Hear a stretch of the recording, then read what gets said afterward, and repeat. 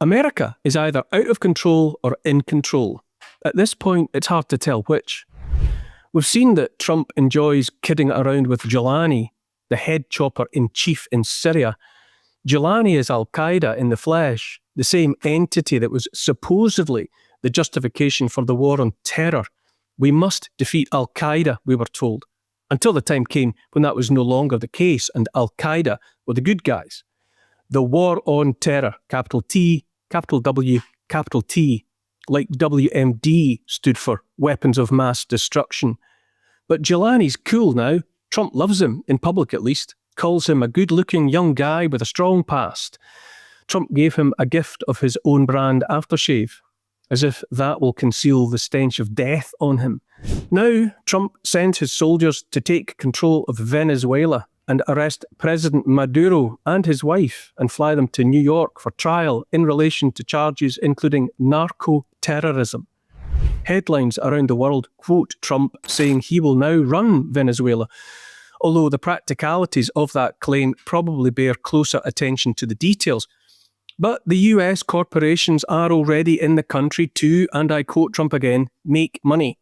Hedge fund managers and the rest of those to whom Trump is beholden have been quick to congratulate him on his actions. He said it before and he's saying it again now that Greenland should belong to America too. Greenland is Danish territory, on paper anyway. Denmark has supported everything the US has ever done around the world. Denmark is a NATO country, and theoretically its sovereignty ought to be assured by NATO. But whether a detail like that matters remains to be seen. Plans do seem to be progressing for an American technate stretching from Tierra del Fuego to the Arctic. As I say, America is either out of control or in control. Time will tell. This interruption is brought to you by ExpressVPN and their New Year deal. New Year, new VPN. And a huge saving of up to 80% if you act now. You're busy planning how to get in shape, but the hackers are planning how to get into your accounts. ExpressVPN locks down your connection so you can start the year protecting your data. This offer ends on the 7th of January, so scan the QR code or click the link in the description now. But if the aftermath of US-led regime change in Iraq and Libya and Somalia and Sudan and Lebanon and Syria are anything to go by, the chances of things working out happily for ordinary people living in Venezuela are slim. One thing is certain, and that's more dead brown babies and children, obviously. But more experience suggests they're the means justified by the ends. Always. Dead brown babies evidently matter to no one but brown mums and dads, but conveniently, many of the mums and dads usually end up dead too. Interestingly, in Venezuela, the dead babies will be Christian instead of Muslim. Another detail. Trump's son-in-law, Jared Kushner, has a well-developed plan for a super-duper AI-driven high-end luxury smart city to replace what used to be Gaza. I read somewhere there's nearly 70 million tonnes of rubble to clear before the building gets underway, and that's rubble full of the powdered bones of more of those dead brown babies and their mums and dads that we apparently don't care about. But once the shiny towers of steel and glass are up and running, and the billionaires have replaced those who used to live there, I'm sure the wounds will scab and heal as fast as the internet connection in the hotel suites overlooking the Mediterranean Sea. Personally, I would find it quite a thought to live on top of all that recent slaughter, but to each his own. Somalia is in the US crosshairs again. Apparently all that fraud being committed by Somalian immigrants in the US is sending billions of dollars to Somalian terrorist group Al-Shabaab. So, obviously, they'll need to be taught another lesson. I read too that the pesky Gazans that aren't dead yet might be relocated to part of Somalia, but for God's sake, don't anyone connect any dots. Overall, it does feel like the pre-financial disaster supermarket sweep by the money power running the world is in its closing stages. Is it me, or does it feel like the world is being divided into 3 big slices of pizza? An American bit, a Russian bit, and a Chinese bit. The US having annexed Venezuela because it wants to, and allegedly because that makes America feel safer and more lawful, then presumably China's long-held ambitions about Taiwan must soon come closer to satisfaction. It's all a depressing enough start to a new year, but I would say it's made that little bit worse by the addition of insult to injury, which is to say, the way America is still insisting it's the good guy. Still the good guy after all these years and around 100 regime changes and bloody futile wars and dead babies, black, white and brown. The insult to injury is the bit where we're treated like we're irredeemably stupid, as if we want to be lied to, as long as the lie might make us feel better about ourselves and the places where we live, if only temporarily. We're still supposed to be furious about Putin's invasion of a sovereign state, after 2 million dead there in Ukraine. But while we're furious about that invasion of that sovereign state, we're supposed to applaud Trump's sign-off on the, invasion of the sovereign state of Venezuela. And never mind Greenland. At this point, I should say again, I'm late to the party. I spent years cheerfully assuming that on account of being born British, I was somehow among the goodies of the world, along with those of much of Europe and, of course, America.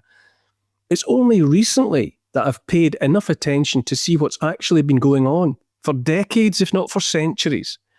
I have said this, and I keep saying it, but even so, whenever I put my head up and talk now, I get shouted at for not having known it all along, not having known it from birth, really. Among those who knew it all longer than me are those who, if they were teachers, would tell their pupils they were stupid if they put their hands up and said they needed more help understanding something. It truly is hard to know what to do once you see the truth. Do you keep your mouth shut on account of the shame of not having realised soon enough, or do you speak as you find? I'm going with the latter, and when I speak out, I have to say I'm sick and tired already of the way the crimes are still sold to us, not as crimes, but as some sort of justice. What I'm saying at the start of another year is that those committing crime on the global stage, in plain view, could at least settle for the straightforward, honest transaction instead. Crime pays, we get that. The world turns on money, oil, gold, silver, lithium, cobalt and the rest. We get that. And when you're big enough and have enough guns and money, you can do what you want. You can do what you want to get your hands on the oil and gold and the rest. So maybe just get on with it and be on your way without pretending it's about peace and whatever it is they mean when they talk about the international rules-based order. Rape is bad enough without demanding the witnesses to the crime join the rapist in saying it was an act of love. Robbery is theft with violence. But you might go so far as to say there's an honesty, a straightforward transaction, if the man with the gun acknowledges he wanted something and so took it by force. As 2026 gets underway, the early signs do seem to be that the days of pretense are coming to an end. The system is collapsing all around, and those who plan to stay rich and powerful are grabbing whatever they can. Free speech has had its day. Here in Britain, trial by jury is on the road out, and Justice Secretary David Lammy has actually said his decision to scrap the centuries-old right to trial by jury is on account of his Christian faith. God votes Labour. Who knew? Beware of false prophets, for they shall make money in my name. With or without honesty, the reality is absolutely obvious anyway. The playbook is in all our hands. Social media is full of clips purporting to show people on the streets of Venezuela celebrating Maduro's fall, and on the streets in cities in Iran demanding the fall of the Islamic Republic. It's all so worn out, the war propaganda that's supposed to have us calling for the heads of dictators. Now we see it's just other dictators calling for the heads of other dictators. Trump put the National Guard on the streets of American cities, making plain the wrong kind of protest there might attract lethal attention. And in the next breath, he declares that if any Iranian is hurt while protesting against the Islamic Republic, that he will intervene with force to protect them. In what reality does this kind of double talk make sense? As I say, at the very least, let's all be honest with each other. If might is right, and the powerful do as they want when they want, then I say, get on with it and be on your way. But as we learned in the outlaw Josie Wales, don't pee down my back and tell me it's raining.